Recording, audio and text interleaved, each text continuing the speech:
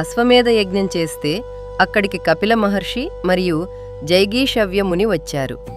విష్ణువు మరియు శివుడి స్వరూపం గురించి రాజు మనసులో సందేహం కలిగినప్పుడు ఈ ఋషులు తమ యోగశక్తులతో బ్రహ్మ విష్ణువు నాభి నుండి ఉద్భవించినట్టు మరియు రుద్రుడు అతని ఒడిలో నివసిస్తున్నట్టు చూపించారు. అంటే శివుడు మరియు విష్ణువు మధ్య ఎటువంటి తేడా లేదు, అవి ఒకే పరమతత్వం యొక్క రెండు వ్యక్తీకరణలు అన్న సత్యాన్ని బోధించారు. కాశీలో ఈ సిద్ధీశ్వర లింగాన్ని పూజించటం ద్వారా తాను దివ్య సిద్ధులను పొందానని కపిల మహర్షి రాజుకు బోధించాడు. చివరికి రాజు అశ్వశిరుడు ఈ లింగాన్ని పూజించి లింగం యొక్క ప్రకాశంలో విలీనమయ్యి మోక్షాన్ని పొందాడు.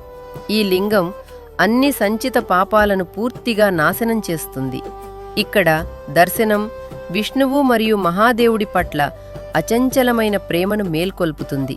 కలియుగంలో ఈ శివలింగం ఒక సాధారణ రాయిలా కనిపించవచ్చు, కానీ దివ్య దృష్టి ఉన్న భక్తులు ఇప్పటికీ ఇక్కడ సూక్ష్మ రూపాల్లో తపస్సు చేస్తున్న దేవతలను చూడగలరు. మీరు కాశీలో ఉంటే ఈ సిద్ధపీఠాన్ని తప్పకుండా సందర్శించండి.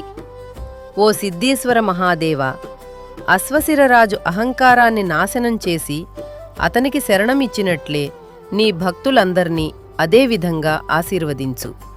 ఓం శ్రీ సిద్ధీశ్వరాయ నమః. కాశీ విశ్వనాథ భక్తి వృక్ష